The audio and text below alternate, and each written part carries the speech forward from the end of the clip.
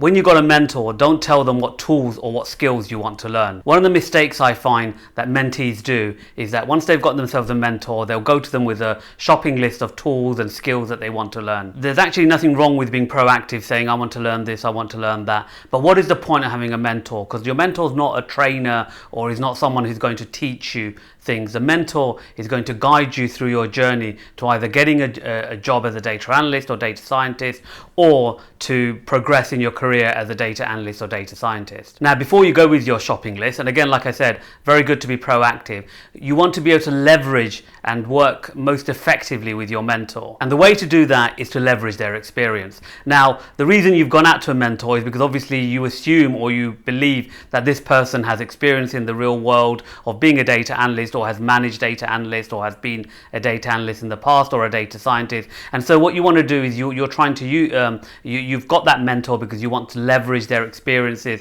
to understand what you can do to get to the desired location that you want to do, whether that's, like I said, your first job, or whether it's to grow as a data analyst, to get promotions, to get pay rises, and so forth. Now, your mentor should ideally be, in the industry. So what they should really have is knowledge of what's currently being used. Now, there's a lot of hype around data and around data analytics and data science and AI. And what happens is that mentees come and they go, I want to learn this amazing new tool. I want to learn machine learning. I want to learn deep learning. I want to learn neural networks. But what is the reality on the ground for a data analyst or a data scientist? What is it that they're actually doing? Are they doing very advanced stuff in Tableau or Power BI? Are they running really complex queries in Python? Or what are the fundamentals that they're doing in their job? Now, a mentor can help you with that, okay? So what you need to do is first say, look, here's a list of things that I would like to learn, but what I would like to do with my time with you as my mentor is to learn what is necessary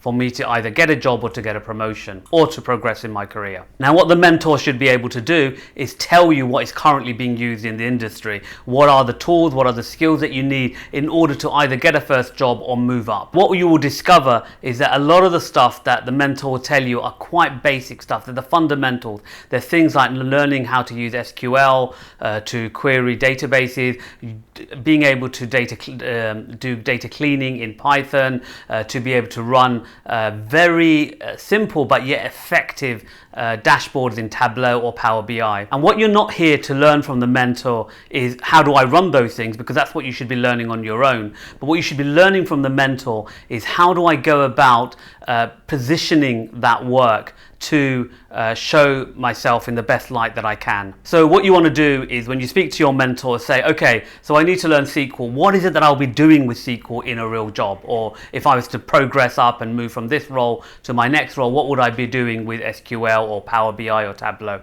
And the mentor will be telling you use cases of what you should be or might be doing with those tools. And then what you do is you take those examples, those use cases, and you try to build projects around them. Again, like I said, sometimes you find that it's not very complex things that you need to learn. You may already know these things, but what the mentor has now done is framed your knowledge and your experience and your skills into a use case that when a hiring manager is looking at your CV or your LinkedIn profile, they'll get an indication that you know how to do certain things that will be beneficial for their business, or actually would be part of what they want in the job description of a new analyst or a senior data analyst or data scientist if you're progressing. So once you've understood from the mentor what you need what you need to understand in terms of the use cases for those skills that you have, you'll realize that actually you probably don't need to know a lot of advanced stuff. Now, you may go off on your own and self-learn all these advanced things, okay, which is great. And you can ask the mentor whether you're on the right track and where it can be applied and the use cases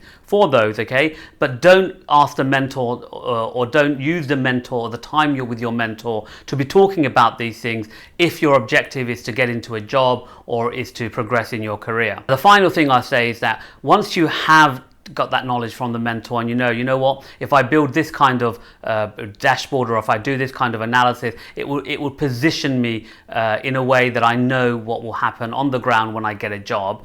What you need to now do is speak to the mentor and say, look, how do I frame all of this so that when I put it on my CV or my LinkedIn, it shows me in the best light possible. And also when someone is hiring me for that job, they know that I know what I'm talking about through my CV or LinkedIn. Because don't forget, when people are going to, when you're going to apply for a job, the first thing people are going to see is your CV, and if you get through that stage, then you go into interview and you can talk about your experience. So you can talk about, look, I haven't done this in my current job, or I haven't got a job as a student, or I'm looking to apply for a data analyst job, but I have done this project and I understand this project is what's needed, or what is being done in the real world, or what's being done by your company, and I've got experience of doing that. So you will only get to that if you get past the interview stage, if you get past the CV screening stage and get invited to an interview. So what you're trying to do now is, how do you position your CV or your LinkedIn profile, or both actually, to put yourself in the best light possible. And this is again where your mentor can help. They can read through your CV, they can read through your LinkedIn profile and say, look,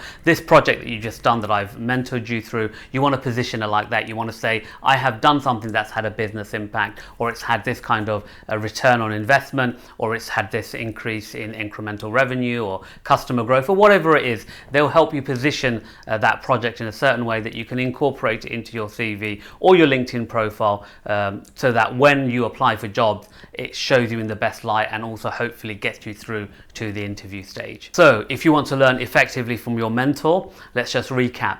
Don't go to them with a shopping list of skills or tools that you want to learn. Ask them what are the things that's currently being used in the industry, and let them guide you in terms of what skills, what tools you should learn, and what level you need to learn them to get the job that you're aiming for. Then actually do that project with the mentor, or through their guidance, and ask them how you should position that in your CV and LinkedIn. Because what you want to be able to show is that the analysis that you did, the outcome is not the analysis, or it's not the dashboard, or it's not the visualization. The outcome is some kind of business impact, and the mentor will be very good at helping you frame and curate that in your CV or LinkedIn profile.